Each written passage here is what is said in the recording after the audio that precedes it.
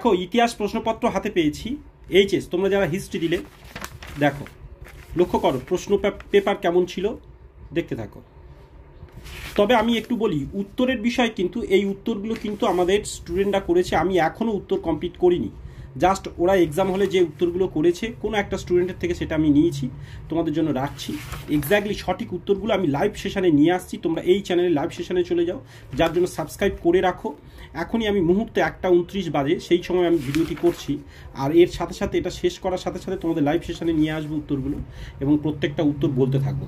তাই তোমরা তাড়াতাড়ি সাবস্ক্রাইব করে লাইভ সেশনে চলে যাবে, এই চ্যানেলের থ্রুতে লাইভ সেশনে যাবে, বা সাবস্ক্রাইব করে নিলেই লাইভ নোটিফিকেশান অলরেডি তোমাদের মোবাইলে পৌঁছে যাবে।